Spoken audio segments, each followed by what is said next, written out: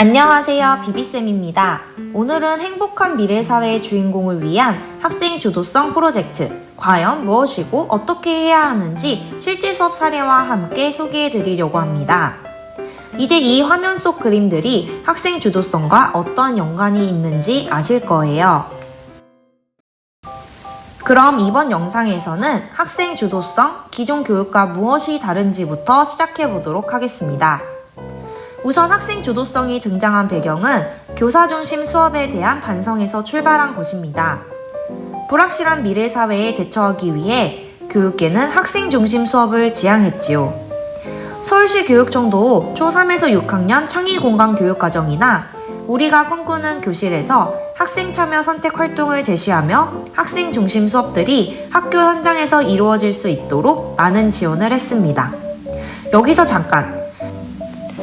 2015 개정 교육과정의 비전 중 자기주도적인 사람이 있습니다. 여기서 우리 어릴 때 많이 들었던 자기주도 학습이 떠오르지 않나요? 자기주도 학습이랑 학생 주도성이랑 같은 게 아닌가요? 뭐가 다르죠? 라는 생각이 드실 거예요. 차이점을 표로 한번 살펴봅시다. 학생 주도성 기반 학습은 수업 설계 시 교사와 학생이 함께 결정합니다. 설계 단계부터 학생이 참여하죠. 하지만 자기주도 학습은 교사가 수업의 내용, 방법, 평가까지 모두 혼자 결정합니다. 학습 방법에서도 학생 주도성 기반 학습은 학생 맞춤형 학습이 가능하며 학생의 의사가 반영되지만 자기주도 학습에서는 학생 개별 특성에 맞는 학습이 어렵답니다. 자료나 과제도 학생 주도성 기반 학습에서는 학생과 상호작용을 통해 다양한 자료나 과제 제공이 가능하지만 자기주도 학습은 모든 학생에게 동일한 자료, 과제를 제공해요. 차이점이 느껴지시나요? 다음은 학생 중심 교육과 비교해 볼게요. 아마 어떤 분들은 여기까지 설명을 들으시고 그러면 학생 중심 교육이랑 같은 거네요. 맞죠? 라고 생각하실 수 있어요. 하지만 여기서도 차이점을 발견할 수 있습니다. 수업 설계 과정에서 학생 주도성 기반 학습은 학생이 직접 의사결정 및 수업 설계에 적극적으로 참여합니다. 하지만 학생 중심 교육은 교사가 학생의 흥미나 수준을 고려하여 수업을 설계하죠. 학생 중심 교육에서 보다 더 발전된 개념이 학생 주도성 기반 학습임을 알 수 있습니다. 정리해보면 교육의 흐름은 교사 중심의 교육에서 시작을 했다가 학생 중심 교육으로 발전하였고 최종 지향점으로 학생 주도성 기반 학습으로 나아가고 있는 모습을 보입니다. 자, 그러면 학생 주도성, 그래서 도대체 뭔가요? 학생 주도성이란 학생이 자신과 세계에 대하여 영향력을 행사하기 위해 학습의 설계부터 실행 전체에 적극적으로 참여하는 등 학습 주체로서의 역할을 책임감 있게 실행하는 실천 능력을 의미합니다. 자신과 세계에 대한 영향력, 즉 학습 나침반의 개인과 사회의 행복한 삶, 웰빙이라는 목표를 찾아볼 수 있고 설계부터 실행 전체에 학생이 주도적으로 참여한다는 점이 학생 주도성 수업의 가장 큰 특징입니다. 학생 주도성 수업 어떻게 하나요? 학생 주도성 수업의 유형으로 다양한 것들이 있을 수 있지만 아무래도 프로젝트 학습이 가장 효과적이라고 생각합니다. 프로젝트 학습, 즉 학생이 학생 주도성을 바탕으로 삶의 맥락과 통합하는 실제적인 문제를 해결하기 위해 다양한 방법과 계획을 세워 장시간 활동하는 것을 의미하는데요. 다양한 프로젝트 학습 유형 중 오늘은 학생 주도성과 관련하여 현상 기반 프로젝트 학습을 추천해 드리려고 합니다. 현상 기반 프로젝트 학습 들어보신 적 있나요? 현상 기반 프로젝트 학습은 2016년부터 핀란드 교육과정에 반영되었습니다. 일반 프로젝트 학습은 주어진 문제만 해결하면 끝인 반면 현상 기반 프로젝트 학습은 현상에 대한 궁금증에서 출발하여 세계의 공동체적인 문제까지 접근이 가능하지요. 그래서 핀란드 학생들은 졸업할 때까지 다양한 현상 기반 프로젝트 학습을 경험한다고 해요. 현상 기반 학습을 기반으로 하는 학생 주도성 프로젝트 수업, 실제로 어떻게 이루어지는지 작년에 수업했던 내용을 통해 설명드리도록 하겠습니다. 오늘은 4학년 2학기 부분으로 준비해보았습니다. 사회 2단원 촌락가 도시의 생활 모습, 국어 5단원 의견이 드러나게 글을 써요를 엮어서 프로젝트 수업을 보여드리려고 합니다. 단계는 일반 프로젝트 모형처럼 4단계로 진행할 수 있습니다. 첫째, 현상에서 주제 찾기. 둘째, 프로젝트 계획 세우기. 셋째, 프로젝트 실행하기. 넷째, 프로젝트 마무리하기입니다.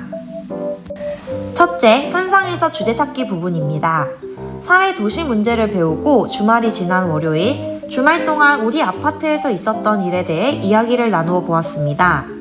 이때 우리 아파트에 있었던 일 중 우리 가족의 다른 사람들에게까지 영향을 미칠 문제로 범위를 축소해줬어요. 안 그러면 4학년 아이들은 주말에 아파트 상가에서 떡볶이를 사 먹었던 이야기까지 얘기하는 경향이 있더라고요. 놀이터에 쓰레기가 버려져 있었어요. 자고 있었는데 윗집이 밤에 피아노를 쳤어요. 등의 아이들의 의견이 나왔고, 아파트라는 공동의 장소에서 일어난 일을 토의한 후 한 가지 주제로 모으는 작업을 했습니다. 그 후 정해진 층간소음 문제를 해결하는 프로젝트를 진행하기 위해 팀 구성을 어떻게 하고 싶은지 학생들과 함께 수업을 설계했습니다. 이번 프로젝트 주제는 아파트 층간소음이니 비슷한 경험이 있는 친구들끼리 같이 팀을 짜더라고요. 같은 동에 사는 경우는 2~3명으로 제한적이어서 아이들이 그럼 근처 동에 사는 친구들이랑도 함께 하고 싶다고 했습니다. 그렇게 팀을 구성하고 난 후 어떤 활동이 하고 싶은지 프로젝트 팀별로 계획을 수립합니다. 여러 가지 의견들이 있었는데 카드뉴스, 편지, 영상, 층간소음 보드게임을 하고 싶다고 해서 프로젝트 팀별로 그렇게 진행하기로 했습니다. 셋째, 프로젝트 실행하기에서 학생들이 층간소음에 대해 보다 깊이 있는 이해를 할 수 있도록 우리 어떤 자료들을 활용해볼까 이야기를 나누었는데 그림책, 뉴스, 책, 유튜브, 동영상, 주민 인터뷰에 대한 이야기가 나왔어요. 그래서 이 중에 제가 제공해줄 수 있는 범위 내에서 그림책과 뉴스를 준비해 주었습니다. 일부 학생들은 집에서 자신이 직접 유튜브를 검색해 보거나 주변 주민들을 인터뷰해 보기도 하며 층간소음에 대한 이해도를 높였어요. 이후 우리가 프로젝트 활동을 준비할 때 어떤 수업 도구를 활용하고 싶은지 물어봤는데 활동지, 크롬북, 포스트잇 등의 의견이 나왔고 각 팀이 원하는 대로 프로젝트가 진행됐습니다. 여기서 잠깐! 프로젝트 수업 중 활용하기 좋은 에듀테크도 함께 소개해드립니다. 학생들끼리 온라인상에서 협업할 때, 포스터를 꾸며야 하거나 예술적인 작업을 해야 할 때, 혹은 결과물 발표를 할 때, 퀴즈 등의 문제를 낼 때는 다음에 에듀테크를 사용하면 학생들이 더욱 즐겁게 수업에 참여할 수 있습니다. 넷째, 프로젝트 마무리에서는 팀별 프로젝트 결과물을 발표하고 과정을 돌아보며 성찰하는 시간을 가집니다. 어떤 식으로 수업이 진행되는지 조금은 감이 오시나요? 그럼 학생 주도성의 정의를 다시 한번 보며 학생 주도성이 드러난 부분을 다시 한번 정리해 볼게요.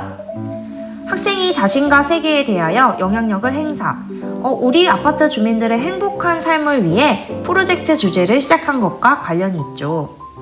그리고 설계부터 실행 전체까지 실제로 학생들이 층간소음이라는 주제를 정한 것부터 어떤 방식으로 문제를 해결할지까지 주도적으로 정하였고 책임감 있게 실행하는 실천 능력이라는 부분은 나부터 실천을 통해 가족, 친구, 아파트 주민들에게까지 실천력을 확장한 것에서 발견할 수 있을 것 같아요. 행복한 미래사회의 주인공을 위한 학생 주도성 프로젝트. 처음에는 낯설게 느껴지고 어려울 수 있지만 교사와 학생 모두에게 꼭 필요한 미래교육 키워드입니다. 이 영상을 보시는 선생님들께서도 학생 주도성 프로젝트 한번 도전해 보시는 건 어떨까요? 지금까지 학생 주도성 프로젝트 영상을 봐주셔서 감사합니다.